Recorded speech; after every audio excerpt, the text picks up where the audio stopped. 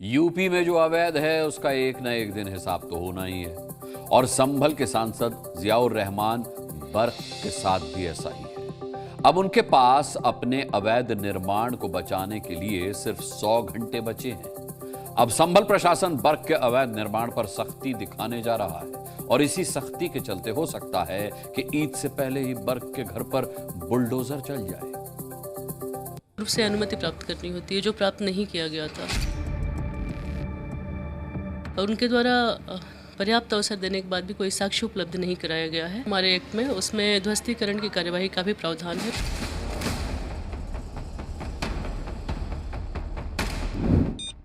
इस घर पर बुलडोजर का रिवर्स काउंटडाउन शुरू हो चुका है। अब इस आधे अधूरे बने घर का अवैध हिस्सा गिनती के दिनों का मेहमान है।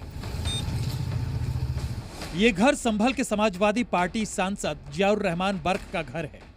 अब इसके अवैध हिस्से को टीम योगी बख्शने वाली नहीं है।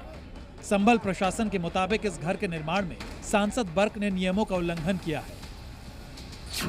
बर्क ने निर्माण के लिए ना तो नक्शा पास करवाया और ना ही प्रशासन से मंजूरी ली। जब प्रशासन ने सांसद बर्क को अवैध निर्माण को लेकर नोटिस दिया तो नोटिस का जवाब देने की बजाय मामले को लटकाने की कोशिश कर रहे हैं। ये मामला 5 दिसंबर से चल रहा है। 5 दिसंबर से ही चल रहा है पूरा प्रकरण। तो उन्होंने अपनी तरफ से कोई साक्ष्य नहीं दिया है। बस अवसर बार बार उनके जो अधिवक्ता थे वो बार बार प्रार्थना पत्र प्रस्तुत करके और डेट्स की मांग करते रहे, अवसर की मांग करते रहे, पर अभी तक कोई साक्ष्य नहीं प्रस्तुत किया गया।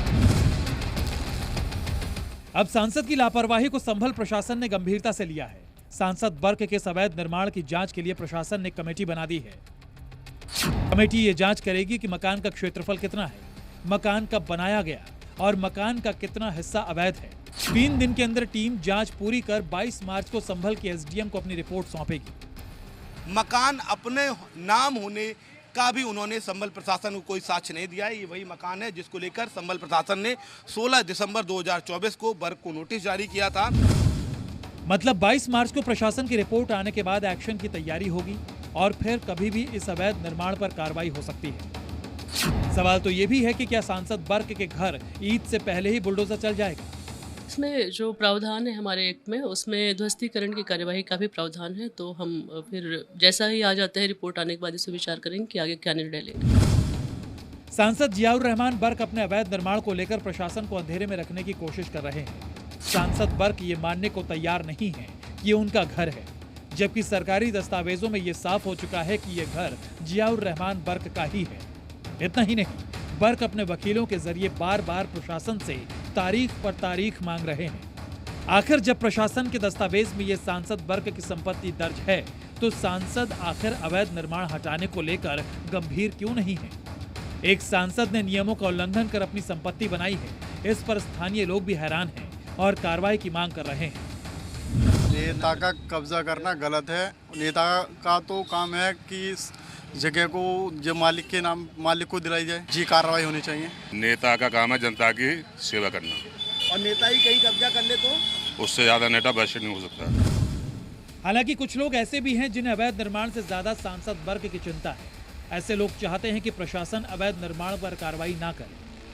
जनप्रतिनिधि का काम ये है कि नाजायज कोई जमीन है तो उसे हटाना है और अगर कोई जायज है तो उसे नहीं हटानी चाहिए। नेता हो चाहे कोई जनप्रतिनिधि हो, कोई भी हो, सभी को करना चाहिए। कानून तो सबके लिए एक है। कब्जा नहीं करना चाहिए नेताओं के लिए कभी।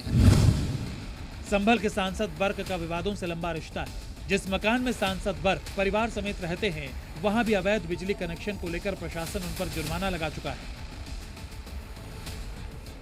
अवैध निर्माण को लेकर अब प्रशासन सांसद की और बहानेबाजी सुनने के मूड में नहीं है और सांसद से आर पार के मूड में है। इसका नतीजा या तो भारी जुर्माने के रूप में या फिर बुलडोजर एक्शन के रूप में सामने आएगा। शिवम प्रताप सिंह, संभल, जी मीडिया।